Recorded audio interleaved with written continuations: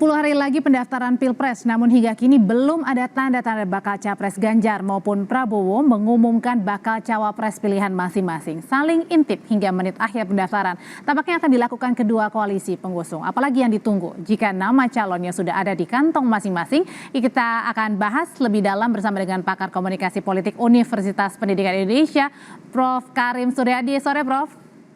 Selamat sore, Audrey.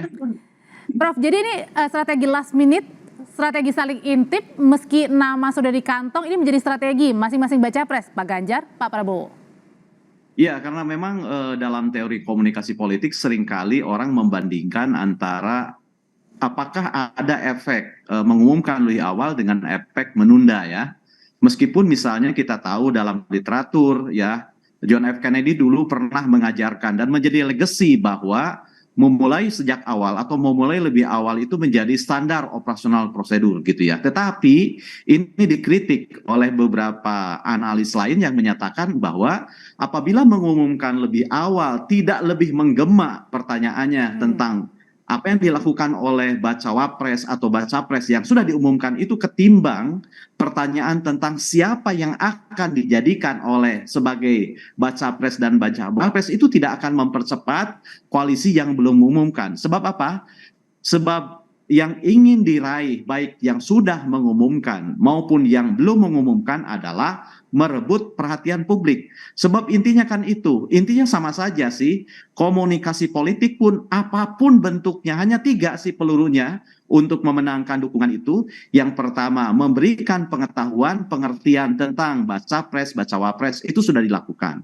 Yang kedua, merebut simpati, baik bagi mereka yang sudah mengumumkan maupun yang belum mengumumkan. Yang sudah diumumkan sebagai bacapres, dia akan turun firm sebagai bacapres, sebagai bacawapres. Yang belum diumumkan tidak kalah kencengnya turun juga. Karena apa? Karena dengan mendapatkan dukungan sering disebut oleh warga, itu akan memberikan insentif bagi dia untuk direkam dan direkomendasikan oleh ketua partainya ke pimpinan koalisi. Nah, yang ketiga, alat komunikasi untuk menggait dukungan kan soal bagaimana mengaduk-aduk emosi audien.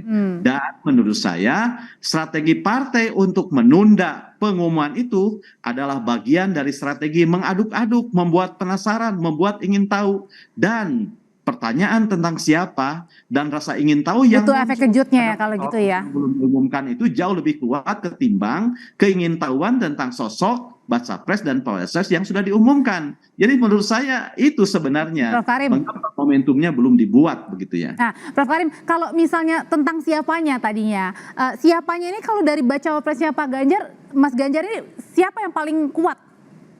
Ya, saya bukan lembaga survei yang suka menduga-duga ya.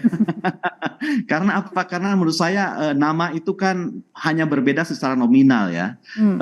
Kalau saya perhatikan misalnya ada orang yang mengait-ngaitkan dengan dukungan kedaerahan, keormasan, ke-NU-an. Jangan lupa bahwa suara itu tidak berwarna ya. Suara itu tidak berwarna. Suara dukungan itu tidak ditentukan oleh warna dan tidak dimiliki warna. Kita sudah punya pengalaman misalnya tidak kurang ketua umum PBNU dicalonkan sebagai cawapres tidak menjamin juga kemenangan gitu ya. Nah, itu ya meskipun warna. Nah, sekarang justru pertanyaannya sekarang mengapa orang tidak berebut di daerah-daerah yang padat gitu ya, hanya disebut Jawa Timur. Oke, sekarang Jawa Tengah sudah ada capresnya. Tapi dari Jawa Barat gitu ya. Harus diingat Audrey bahwa tidak ada seorang pun yang bisa membuat suara daerah ini monolid. Tidak ada satu orang pun yang bisa suara ormas itu tunggal, tidak ada. Tetapi gitu ya, tetapi ada teori yang menjelaskan ini apa yang disebut dengan home state advantage. Ada keuntungan bagi kandidat yang berasal dari daerah yang sama yang paling banyak pemilihnya. Kenapa? Karena dia akan seakan-akan akan memainkan 2 pisang di rumah dan di jalan.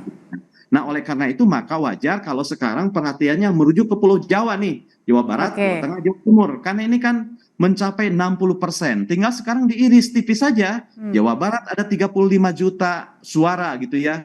Kemudian Jawa Timur 31,4, Jawa Tengah 28,3 juta. Tapi Prof sebenarnya Prof Jadi lihat, saran saya jangan bermain di lautan merah yang penuh darah. yang persaingannya tinggi gitu ya. Oke. Ini soal kejelian partai membaca sebenarnya wilayah mana yang paling menjanjikan dengan sharing tiket dukungan yang paling memadai begitu ya, dan daerah yang merindukan itu diwakili gitu.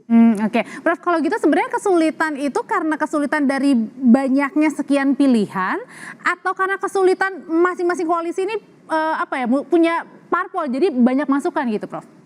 Saya lebih percaya asumsi yang terakhir gitu ya. Kenapa? Karena di Indonesia ini kan sekarang ini pemasaran politik, kalkulasi politik capres dan cawapres ini terfokus pada figur. Itu yang pertama.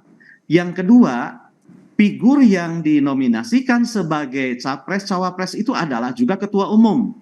Jadi sekarang ketua umum partai politik umumnya memborong tiket.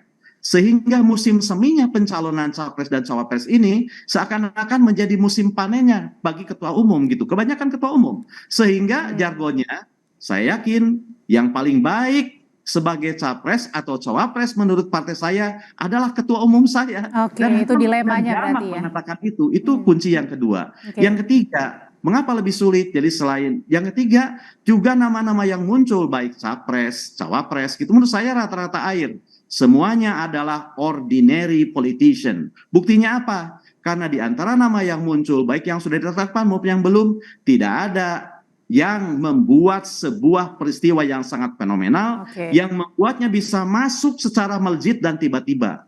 Yang digadang-gadang juga baik tua, baik muda, ordinary.